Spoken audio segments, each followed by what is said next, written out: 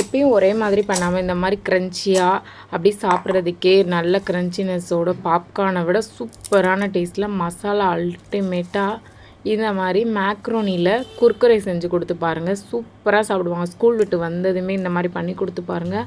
அவங்க கடையில் எந்த ஸ்நாக்ஸும் வாங்காமல் வீட்லேயே நல்லா சாப்பிடுவாங்க. அதுக்கு நான் இன்றைக்கி தண்ணி வந்து ஒரு 2 கப் எடுத்திருக்கேன். அதில் வந்து ஒரு சின்ன 1/4 டீஸ்பூன் அளவுக்கு ஆயில் யூஸ் பண்ணியிருக்கேன். 2 கப் மேக்ரோனி எடுத்திருக்கேன். மேக்ரோனி பாஸ்தா உங்களுக்கு என்ன ஷேப்பில் இருக்கோ கிடைக்குதோ அதை யூஸ் பண்ணிக்கோங்க. நீங்கள் ஃபர்ஸ்ட் டைம் செய்கிறதுனால நீங்கள் உங்களுக்கு பிடிச்ச சைஸ்லேயே கூட செஞ்சுக்கலாம். தேவையான அளவு கொஞ்சமாக உப்பு, அந்த மசாலா அந்த மேக்ரோனியில் உப்பு பிடிக்கிறதுக்காக தேவையான அளவு கொஞ்சமாக உப்பு மட்டும் ஆட் பண்ணிக்கோங்க. நல்லா கொதி வந்ததுக்கப்புறமா இதை அப்படியே வந்து ஒரு வடிகட்டியில் நல்லா இந்த மாதிரி நல்லா டிரான்ஸ்பரண்ட்டாக வெந்ததுக்கப்புறம் ஒரு வடிகட்டியில் மாற்றிட்டு அதுக்கு மேலே கொஞ்சமாக பச்சை தண்ணி ஊற்றி ஒன்றோட ஒன்று ஒட்டாத மாதிரி மூடி போட்டு தனியாக வச்சுருங்க. அதுக்கப்புறம் ஒரு கடாயில் இரும்பு கடாய் எடுத்துக்கோங்க. இரும்பு கடாயில் தான் நீங்கள் ஃப்ரை பண்ணி எடுக்க போகிறீங்க. இருந்தால் ஃப்ரை பண்ணுங்கள், இல்லைனா நார்மலாக நீங்கள் எதில் ஃப்ரை பண்ணுவீங்களோ அதில் கூட ஃப்ரை பண்ணிக்கலாம். இந்த மாதிரி இதை ஃபுல்லாக ட்ரான்ஸ்ஃபர் பண்ணிவிட்டு அதை நல்லா ஆற விட்டுட்டு அதுக்கப்புறம் எந்த கடாயில் ஃப்ரை பண்ணுறோமோ அதில் எண்ணெய் ஊற்றி நல்லா எண்ணெய் சூடானதுக்கப்புறமா ஒவ்வொன்றா உதுத்து விட்டுட்டு நீங்கள் போட்டு ஃப்ரை பண்ணுங்கள். நல்லா கோல்டன் ப்ரௌன் ஆகிற வரைக்கும் ஃப்ரை பண்ணி எடுக்கணும். நல்லா இந்த மாதிரி ஒன்றோடு ஒன்று ஒட்டாமல் இருக்கிறதுக்காக தான் தண்ணி ஊற்றி அதை வந்து தனித்தனியாக எடுக்கிறோம். நல்லா கோல்டன் ப்ரௌன் ஆகிற வரைக்கும் நல்லா கிறிஸ்பினஸ் கிடைக்கிற வரைக்கும் நல்லா ஃப்ரை பண்ணி எடுத்துருங்க. ஸ்லோவாக வச்சு ஒரு மீடியமான ஹீட்டில் வச்சு பொரிச்சு எல்லாத்தையும் எடுத்துகிட்டு அதுக்கப்புறம் தான் நம்ம ஹைலைட்டு நம்ம மசாலாஸ் ஆட் பண்ணுறதுல தான் இந்த மேக்ரோனியோட டேஸ்ட்டே அல்டிமேட் ஆக போகுது. இதை ஃபுல்லாக பொரித்து ஒரு பவுலில் ஃபுல்லாக ட்ரான்ஸ்ஃபர் பண்ணிடுங்க. ஃபுல்லாக ட்ரான்ஸ்ஃபர் பண்ணிவிட்டு அதுக்கப்புறமா நீங்கள் என்ன பண்ண போகிறீங்கன்னா எல்லாத்துக்கும் தேவையான மசாலாஸ் ஆட் பண்ணுறோம். இப்போ நார்மலாகவே நம்ம லேஸு, குர்குரே, ரெடிமேடி இந்த மாதிரிலாம் பிள்ளைங்க வாங்கி சாப்பிடும்போது அவங்க அதில் இருக்கிற ஸ்நாக்ஸோட ஃப்ளேவருக்காக தான் அவங்க ரிப்பீட்டடாக அதை வாங்கிட்டே இருப்பாங்க. இங்கேயும் நம்ம அதை தான் பண்ண போகிறோம். ரிப்பீட்டடாக நம்ம பிள்ளைங்க சாப்பிட்ணுன்னா நம்ம அதுக்கு கொஞ்சம் ஃபேன்சியான ஒரு மசாலாஸ் தான் ஆட் பண்ணணும். அப்போ தான் அந்த பிள்ளைங்களுக்கும் அது பிடிக்கும், ரொம்ப விரும்பி சாப்பிடுவாங்க. கண்டிப்பாக சொல்கிறேன், நீங்கள் ஒரு தடவை பிள்ளைங்களுக்கு இதை செஞ்சு கொடுத்து பாருங்கள். உங்கள் குழந்தைங்க கண்டிப்பாக கடையில் ஸ்நாக்ஸ் வாங்கி சாப்பிட மாட்டாங்க. குர்குரேலாம் அன்ஹெல்த்தி தான். ஆனால் இந்த மாதிரி நீங்கள் பண்ணி கொடுக்கும்போது அந்தளவுக்கு ஹெல்த்து ஒன்றும் பாதிக்காது. ஏன்னா அவங்க என்ன ஆயில் யூஸ் பண்ணுறாங்க, ரிப்பீட்டட் ஆயில் யூஸ் பண்ணுறாங்களா இல்லை எப்படி அப்படின்ற அந்த கன்ஃபியூஷன் இல்லாமல் நம்ம இருப்போம்.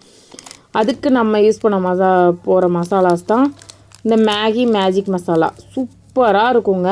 கொஞ்சமாக உங்கள் காரத்துக்கு தகுந்த மாதிரி மிளகாய் தூள் ஆட் பண்ணிவிட்டு ஒரு பேக்கெட்டை ஃபுல்லாக நான் ஆட் பண்ணிவிட்டேன். இது 5 ருபீஸ் பேக், எல்லா டிபார்ட்மெண்டல் ஸ்டோர்ஸ்லேயுமே கிடைக்கும். கண்டிப்பாக இதை ஆட் பண்ணிவிட்டு நல்லா குலுக்கி விட்டுட்டு பிள்ளைங்களுக்கு சர்வ் பண்ணி பாருங்கள். அட்டகாசமாக அல்டிமேட்டாக இருக்கும். கண்டிப்பாக அடுத்தடுத்து கேட்டு வாங்கி சாப்பிடுவாங்க. அவ்வளோ டேஸ்ட்டாக இருக்கும். கண்டிப்பாக இதை ஒரு தடவை ட்ரை பண்ணி பாருங்கள். இந்த மாதிரி இன்ட்ரெஸ்டிங்கான வீடியோஸ்லாம் நம்ம சேனலில் அடுத்தடுத்து வருது. கண்டிப்பாக நம்மளோட சேனலை சப்ஸ்கிரைப் பண்ணிக்கோங்க. தேங்க்யூ ஃபார் வாட்சிங்.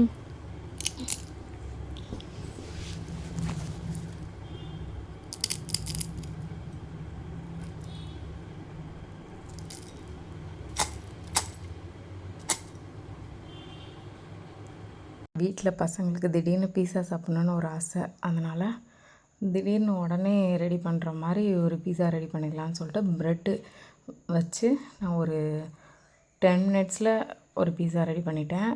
ரொம்ப டேஸ்ட்டாக இருந்துச்சு. சாஸுமே நான் இன்ஸ்டண்ட்டாக வீட்டில் தான் ட்ரை பண்ணேன். அது எப்படின்னு சொல்லி நான் உங்களுக்கு சொல்கிறேன்.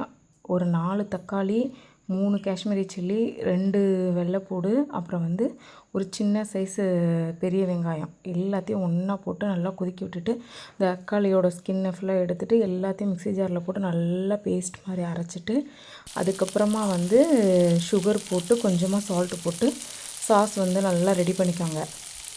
அதுக்கப்புறம் ப்ரெட்டு ரெடி பண்ணுறதுக்கு பட்டரை தோசை டவாவில் எல்லா பக்கமும் ஸ்ப்ரெட் பண்ணிவிட்டு ப்ரெட்டை ஃபுல்லாக நான் ஆர்கனைஸ் பண்ணிவிட்டு அதுக்கப்புறம் ப்ரெட்டு மேலே நம்ம டொமேட்டோ சாஸ் நம்ம வீட்டில் ரெடி பண்ண டொமேட்டோ சாஸ் ஃபுல்லாக ஸ்ப்ரெட் பண்ணி விட்டுட்டு அதுக்கப்புறம் வெங்காயத்தை ஃபுல்லாக எல்லா ப்ரெட்லேயும் போட்டுட்டு அதுக்கப்புறம் கொஞ்சம் தக்காளி, அதுக்கப்புறம் கேப்சிகம், அதுக்கப்புறமா சீஸு எல்லாத்துலேயும் போட்டுட்டு அதுக்கப்புறம் ஆரிகனோ போட்டுட்டு அதுக்கப்புறம் இன்னும் கொஞ்சம் மசாலா சீஸ் போட்டு அதுக்கப்புறமா வந்து ஒரு சின்ன கிண்ணத்தில் தண்ணி ஊற்றி அதை சென்டரில் வச்சுட்டேன். ஆரிகனோ போட்டுட்டு அதுக்கப்புறம் சில்லி ஃப்ளேக்ஸ்லாம் போட்டுட்டு ஒரு 10 நிமிஷம் அப்படியே சிம்லேயே அந்த தண்ணி வந்து அந்த கிண்ணத்தில் வச்சுருக்கிறது எதுக்குன்னா அதோட அந்த எவாப்ரேஷன்லேயே இந்த பீஸாவில் உள்ள சீஸ் ஃபுல்லாக நல்லா மெல்ட் ஆயிரும். ரொம்ப கருகாமல் கரெக்டான பர்ஃபெக்டான கன்சிஸ்டன்சியில் சூப்பராக இருக்கும். இதை ஒரு மூடி போட்டு ஒரு 10 மினிட்ஸ் அப்படியே விட்டுருங்க சிம்மில் விட்டுட்டு அதுக்கப்புறம் எடுத்து பார்த்தா இந்த மாதிரி பீஸா வந்து சீஸ் ஃபுல்லாக மெல்ட்டிங்காக ஹோம்மேட் சாஸோட ஹெல்த்தியாக இந்த மாதிரி ஒரு தடவை ட்ரை பண்ணி பாருங்கள். ப்ரெட்டுமே வந்து செம்ம ஃப்ளேவர்ஃபுல்லாக இருந்துச்சு. அந்த பட்டர் வச்சு நம்ம அடியில் வந்து தோசை டவாவில் போட்டதுனால செம்ம ஃப்ளேவராக சூப்பராக இருந்துச்சு. கண்டிப்பாக இதை மஸ்ட்டு ட்ரை பண்ணி பார்த்துட்டு எனக்கு சொல்லுங்கள். சாஸுக்கு வந்து நீங்கள் அக்கார்டிங் டு உங்களோட ஸ்வீட்னஸ் உரப்புக்கு தகுந்த மாதிரி நீங்கள் வந்து ஆட் பண்ணிக்காங்க. நான் காஷ்மீரி சில்லி கொஞ்சம் ஆட் பண்ணியிருக்கேன். செலிப்ரிட்டி இன்ஸ்பயர்டு கோவா சாலட் தான் நம்ம இன்றைக்கி பார்க்க போகிறோம். சூப்பரான ரெசிபி, சூப்பரான ஒரு கோவா சாலட் தான் நம்ம இன்றைக்கி பண்ண போகிறோம். இது வந்து master chef Aruna Vijay ma'am வந்து ட்ரை பண்ண ஒரு ரெசிபி தான் நான் இன்றைக்கி ட்ரை பண்ணியிருக்கேன். ஃபர்ஸ்ட் டைம் வந்து இந்த மாதிரி இந்த ஃப்ரூட்டில் இப்படி வந்து நான் சாப்பிட்டதே இல்லை இது வரைக்கும். ஆனால் உண்மையிலேயே சொல்கிறாங்க செம்ம டேஸ்ட்டாக இருந்துச்சு. கண்டிப்பாக நீங்கள் எல்லாருமே ஒரு தடவை ட்ரை பண்ணி பாருங்கள். நான் மஸ்டர்ட் சாஸ் வந்து ஹோம்மேடாக நான் ப்ரிப்பேர் பண்ணேன். உங்களுக்கு வந்து தேவைப்பட்டுச்சுன்னா நீங்கள் மஸ்டர்ட் சாஸ் வந்து ஸ்டோர் பாட்டே யூஸ் பண்ணிக்கோங்க. என்னோடது கொஞ்சம் வந்து லிக்யூடி கன்சிஸ்டன்சி இல்லாமல் கொஞ்சம் வந்து திக்னஸோடு இருந்துச்சு மஸ்டர்ட் சாஸு. எல்லாத்தையும் நல்லா இந்த இதில் வந்து நல்லா தட்டி எடுத்துட்டு அதுக்கு மேலே வந்து மஸ்டர்ட் சாஸ் ஊற்றிட்டு நம்ம நல்லா ஷேக் பண்ணி எடுத்துகிட்டு அப்படியே சர்வ் பண்ணுங்கள்.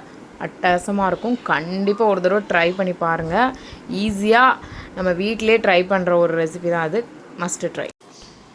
எப்பயும் போல் ஸ்பைஸியாக ஒரு கோவா சாலட் பார்க்கலாமா?